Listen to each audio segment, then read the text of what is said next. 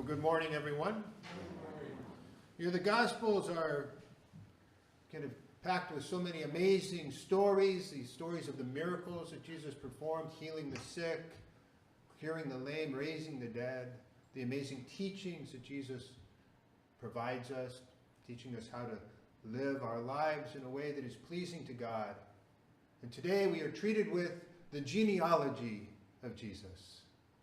Oh, hum. I think I messed up a couple of those names, by the way. But this really is an amazing story. First of all, Matthew gives us 42 generations. 42 generations.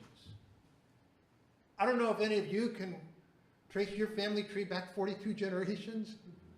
I mean, I have a cousin who's done this, ancestry thing, and she's gone back like 5 or 6 generations to the beginning of like the 19th century. Honestly, as I was thinking about this, it really sent me down a rabbit hole. Because when you go from Abraham to Jesus, it's a pretty straight line, right? From the ancestor to the descendant is a straight line. If you go the other way, it's not a straight line. I mean, think about it. We all have 2 parents, 4 grandparents, 8 great-grandparents, 16 great-great-grandparents.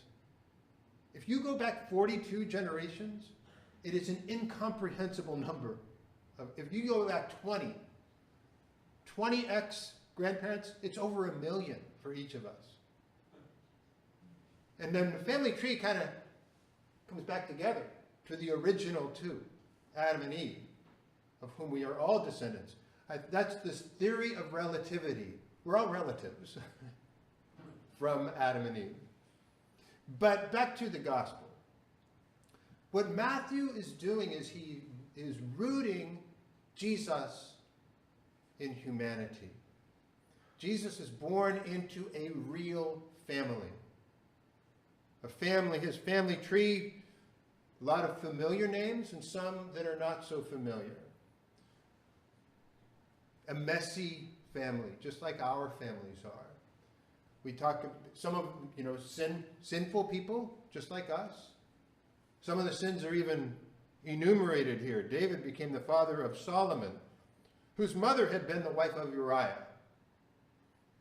Well, I'm not going to tell that story, but it's not the proudest moment in that family history. So Jesus is born into a human family, and Matthew is beginning his gospel by clearly identifying the humanity of Jesus. Jesus is a human being just like you and I. He's going to go on, spoiler alert, he's going to go on to reveal the divine nature of Jesus, born of a virgin by the power of the Holy Spirit. And he also talks about family. Family is not always biological, because it's Joseph he's in the line of David. Joseph is not he doesn't identify Joseph as the father of Jesus. He's the husband of Mary, the mother of Jesus.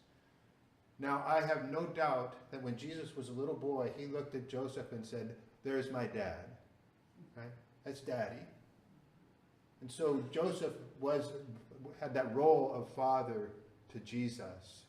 But of course, God the Father is the Father of Jesus, as he is all of our fathers.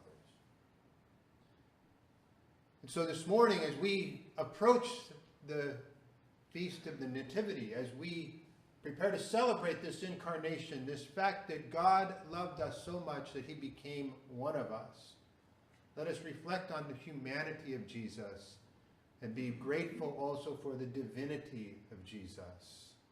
And as we leave here today, may we strive to reflect that Jesus into the world as we encounter all the people whom we will encounter today.